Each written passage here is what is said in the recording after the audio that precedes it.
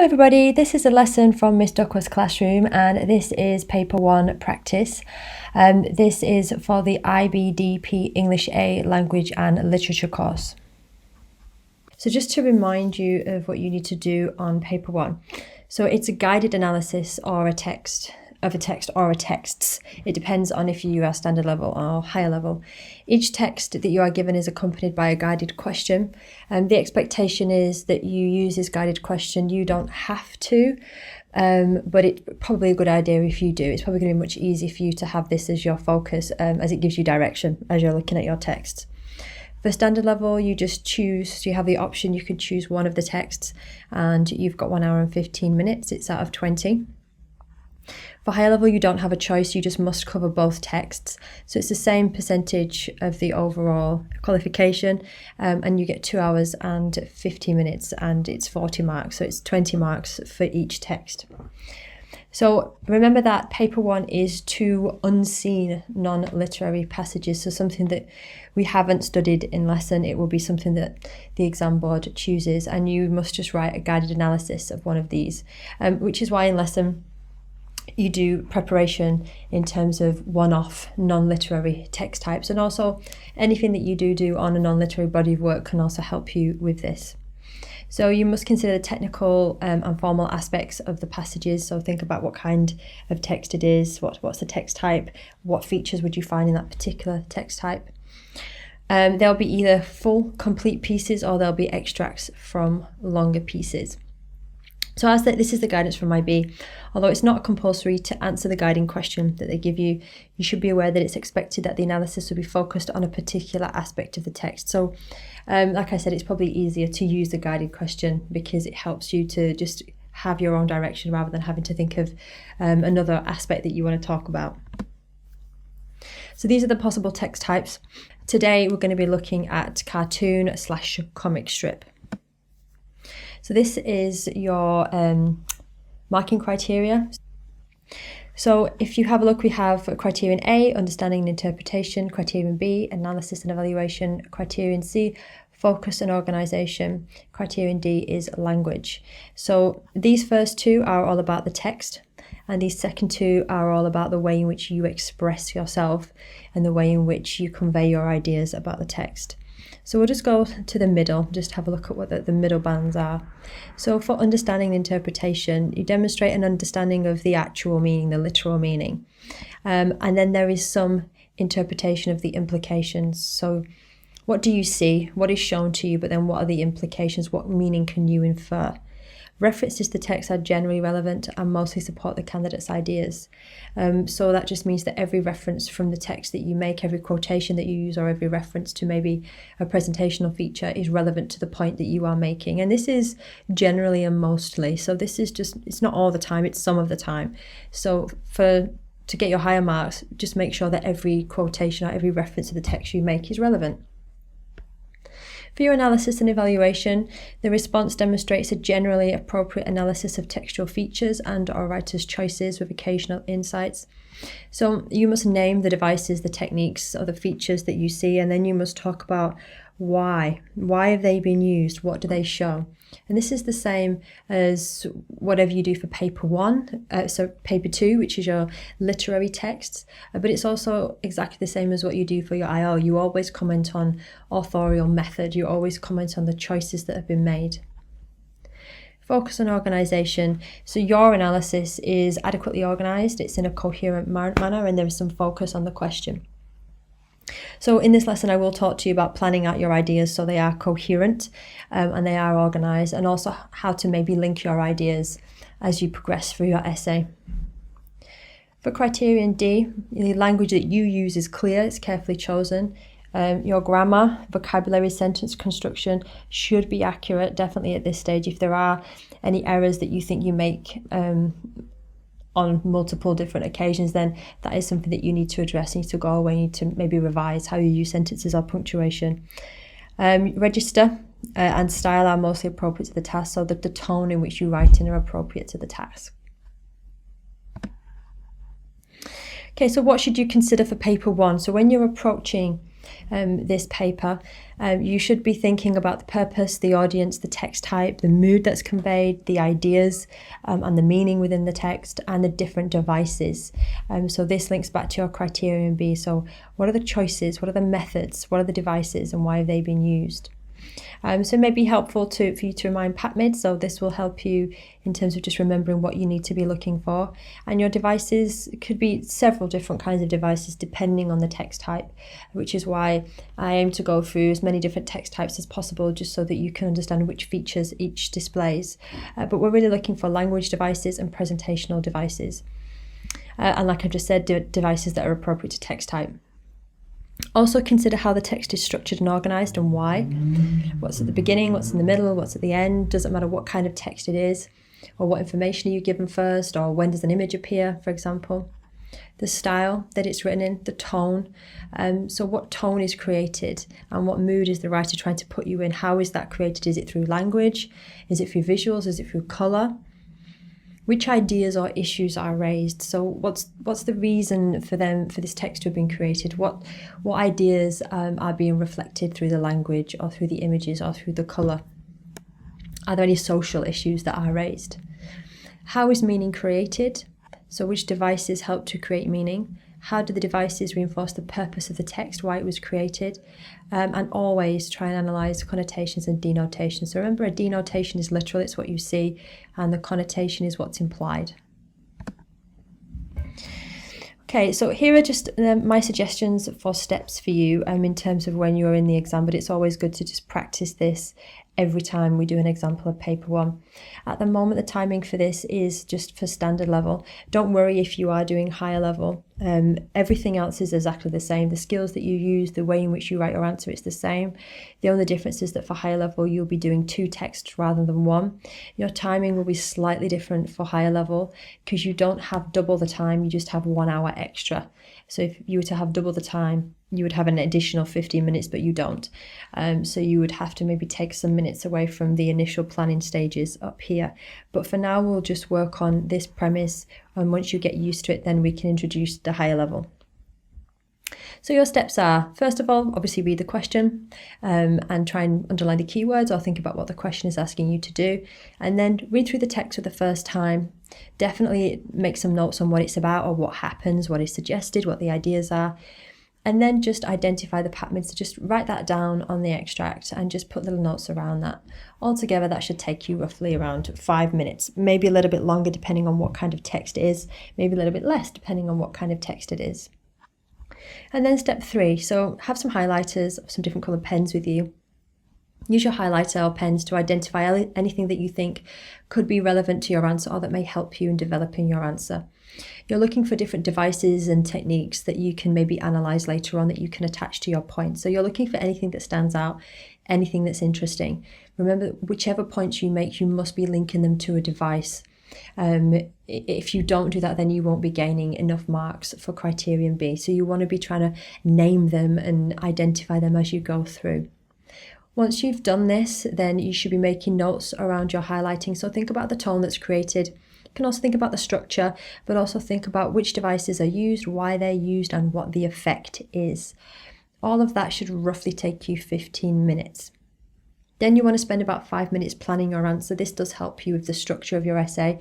I can't stress enough, if you do not plan, you will not have enough structure. Your essay is not going to be coherent, so you must know what you want to speak about and when. And then with this plan, you roughly have around 50 minutes to write up your answer. And I will talk to you later about how to structure your answer. So like I said to you, today we're going to be looking at a comic strip and we're going to be looking at the features that are specific to a comic strip. So in order to be hitting criterion B and criterion D, which is about technical accuracy in your language, you want to be using terminology that is specific to a comic strip. Comic strips have come up in the previous syllabus, so they may come up in this one, so we have to be prepared. So here are the various features that you could comment on. You are not going to be expected to comment on all of them, and some of them may not even be relevant, but just make sure that you've got a good understanding of these so that you can identify them if you do get a cartoon or a comic strip in front of you. So panels. Comics are divided into different panels. You'll know this if you've ever read a comic, or if you read a graphic novel or manga, for example. They're those little boxes where all the action happens. They tell the story, but they help to move the story along. Your splash panel is a little bit like a title page. It may even have the title on there, give kind of an establishing action. Gutter is the space between the panels. Sometimes you get that little white space in between each panel. And sometimes that does suggest that something has happened. So between one panel and the next panel, you may have lost something or you may have missed something, and the suggestion is that it's happened already, and the gutter kind of represents that. So sometimes you have borders, like this, for example, is a border. This could be a panel. Sometimes you have a border around the panel, sometimes you don't. So always think about, if you don't have one, why not? If you do have one, what kind of border is it? Does it stand out? If you do have a comic strip that has colour, how is colour used? Which colours are used and why? Punctuation, think about what the punctuation adds, how the punctuation is used to let you know how somebody speaks to somebody else or the mood that they're in. Blank space, where is the blank space? How big is the blank space? Why is the blank space being used? Does one panel have more blank space than another panel? Why? Font, sometimes font changes to emphasize emotions or mood. Images, so what images are you given? Characters and characterization, who are they? Who is the protagonist? How is this character created for you? How would you describe them? The foreground and the background, so if the foreground is what's initially presented to you and the background is you know what the background is, it's in the back. So it's something that's maybe less significant, but it may be the setting, or it may be a character in the background. The actions, the gestures and the expressions of the different characters. Dialogue and description, so you will have what the characters say to each other, but you also may have descriptions about the characters. So sometimes you do have phrases or words or sentences in there that aren't actually being spoken. So even though this is not a TV program, it's not a film, we can still use this kind of vocabulary. So close-ups, different kind of camera angles, different kind of shots. Emanata, these are things that emanate from the characters to show something about them. E.g., you may have a question mark above somebody's head to show confusion. Or if somebody gets hit on the head and they've got little birds flying around, that again may show that they are dazed. Anthropomorphism is to do with when an animal has human characteristics. So sometimes, so for example, if you take Winnie the Pooh or Tom and Jerry, these are animals, but they display human characteristics. They can move in the way that we do. Some of them can speak. Speech bubble and thought bubble. So what a character is saying or what a character is thinking. Sound effects. So you do get an awful lot of sound effects. If you've ever read Batman and Robin comics, you get a lot of oof and punches and zaps. All of those are sound effects, but they're used onomatopoeia, so you can imagine what is happening. Captions, similar to this description, so captions at the bottom or at the top of a panel. Symbols, so just the same way you would have in other types of literature, you would have symbols, something would symbolize something else. Punchline, sometimes you would have the final line of a joke would be a punchline at the end. And you may have a simple or a complex style and structure. Now the one that we're looking at today is quite simple, and you'll probably see that as soon as I show you the examples. So the drawing is quite simple. There's not an awful lot of dialogue. It's not too much. There isn't that much drawing in the background. So it's very simple. So really you can just focus on what is happening and not get carried away with everything in the background. Okay, so what I thought I would do is we will look at this example together. Okay, so this is the question. So we'll go through the steps together. Step 1, read the question. How do text and image work together to shape meaning in this comic strip? So you want to be thinking, what's the question asking me to do? Well, it's asking me to consider both. So text, the writing, and any kind of image that we see, how do these work together to shape the meaning? So you must consider how they work together when you're writing up your answer. So then, number 2, read through the text. What is it about?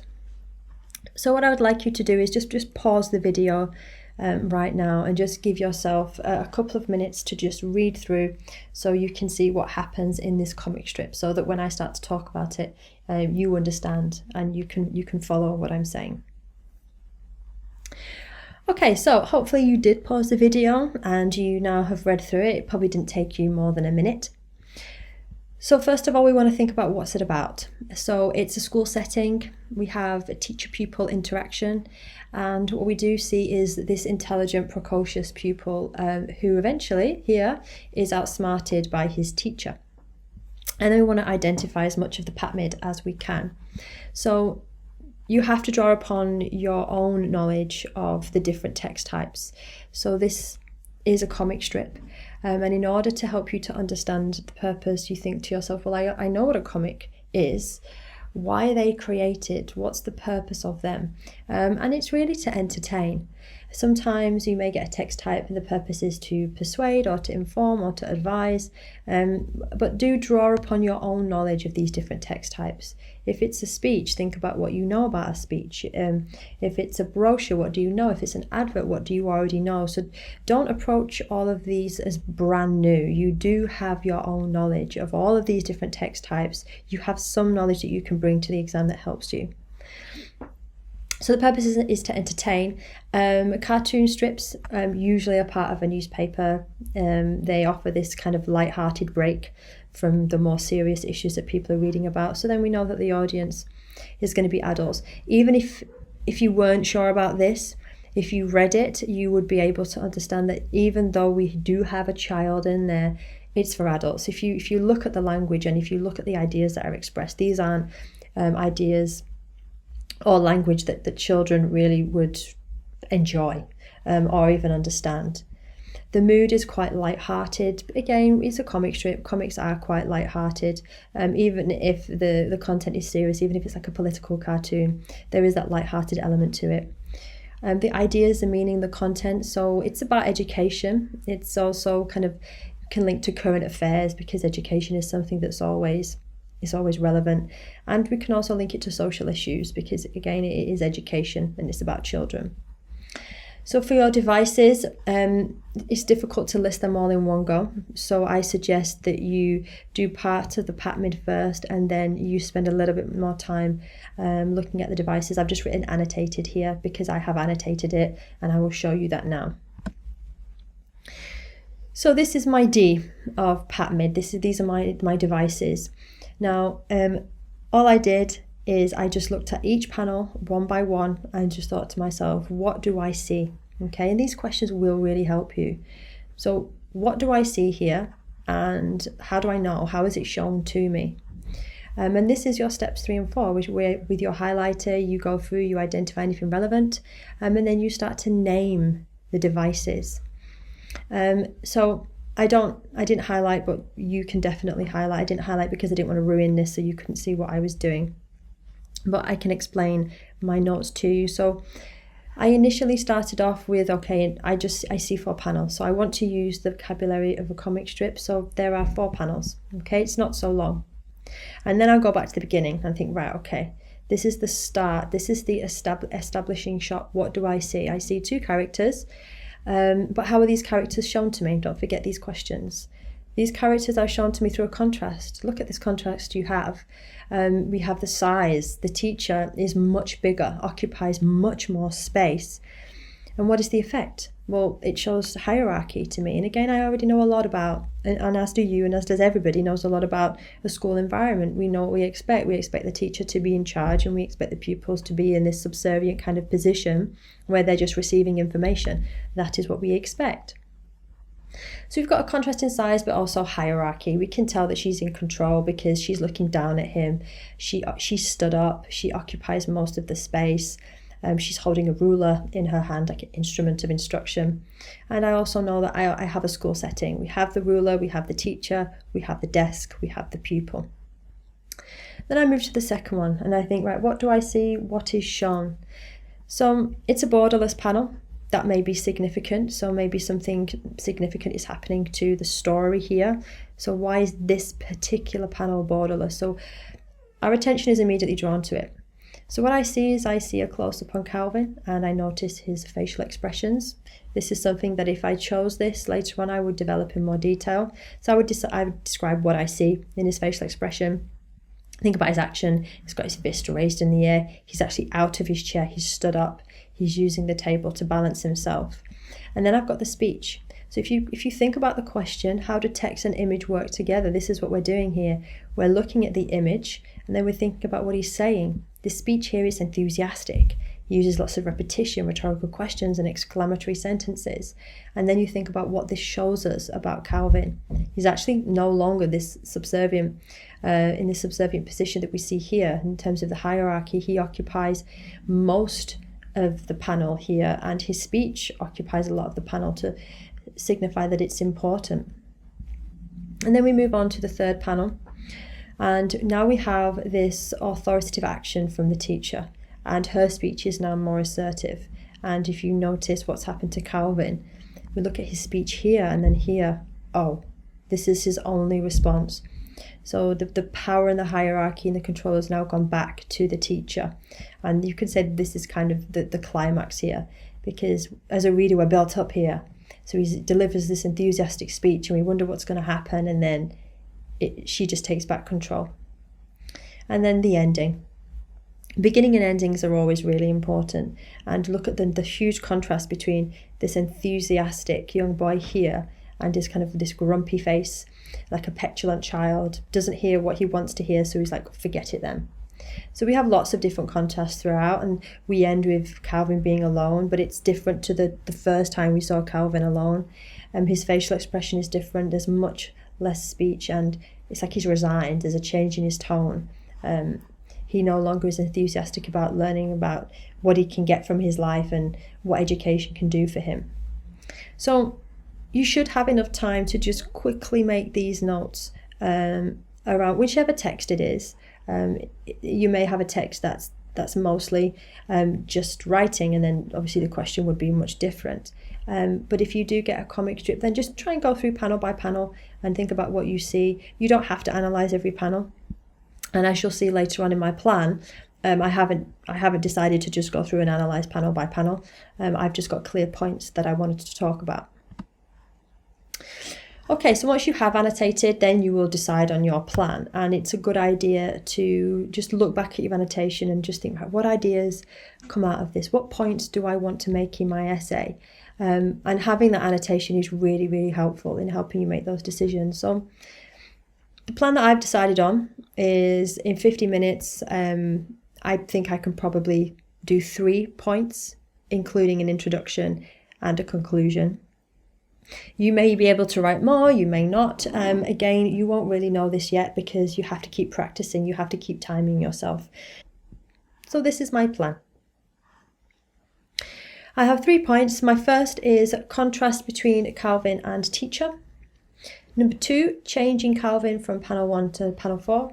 And 3, the development of Calvin's character in panel 2. And what I did, which is what I advise you to do, is think about what can you talk about the most. So I identified that there are 4 panels, but I don't really know what I would say about there being 4 panels. There's not a lot that you can say about that. So sometimes there may be something that you have annotated that you don't feel confident in talking about. That's fine. Just pick something else. So this is my plan. It's quite basic, but it will definitely give my essay structure. This is what I know, but then you have to think about, how do I know it? And as I was going through, that's what I was trying to explain to you. Always think, what do I see? But how is it presented to me, and then why? So this is where I'm going to try and attach devices to my plan. So for the first point, the devices that I'm going to make reference to, the size of the different characters and the position that they have within the panels. For number 2, I'm going to be looking at language, facial expression, and the fact that he's the only character in this particular panel. And for number 3, I'm going to be looking at language, the action, and again the fact that he is the only character. So if you can just add the devices to your plan, it does help you to remember to talk about them. And it is difficult, and sometimes there is a tendency to just generically talk about the text and kind of retell the text as a little story, but you can't. You have to make your point, you have to talk about the device that's used, and then you've got to analyse the device and infer meaning and make your interpretation. So you've got to be more sophisticated than just talking about the text. So this is my suggestion on the structure of your answer. So you have your introduction, so the context of the text, like maybe where you would find it, the text type, the author, the title, sources is where it would come from, and just an overview of what it is and what it's about or what happens. And then you have your different points. So you've got your first, your second, and your third. Again, you may have more or less than this, but it just depends on how much you can say in the time and also how well you can engage with the text. And then you have your conclusion. So for standard level, just give an overview of how the text meets its purpose, and you can evaluate. This is a high level skill, to evaluate how effectively it meets the purpose and conveys the message. So how well does it do that? And here, just don't forget that if there are no words, then your evidence is your description. So if I'm talking about the close-up of Calvin, there are no words for that particular device, a close-up, but I would then describe it and describe what's in the background, describe his facial expression, describe how big it is.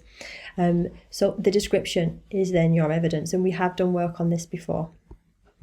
And my top tips for you is definitely use linking phrases to make transitions between your different sections here, or between the different phrases or points within each section, and use academic phrases to help you. So just a quick overview of the success criteria. So discuss for this question both visual and textual elements, and you may be able to do this for the vast majority of questions, so most of them do have visual elements as well. Link your analysis and interpretation back to context if it is relevant. If it's not, don't worry about it. Identify, so name them and explain the effects of the different devices, and ensure that you are mentioning the devices that are relevant to the text type. Think about why these devices are used, attach them to the points that you want to make. Clearly identify the text type, show the examiner that you know what the text type is and what the features are. Always support your ideas with references to the text. This is your quotations, and remember, if it's not language, then a reference would be you describing it.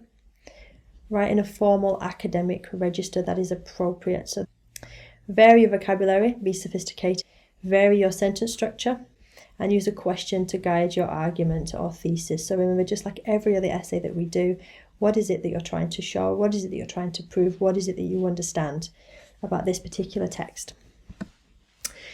Okay, so this is just part of an example answer, and it's just the introduction, so you can see what an introduction looks like.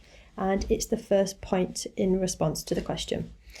Now, what I actually did is, when I was writing it up, because I'm just talking about this was my first point from my plan.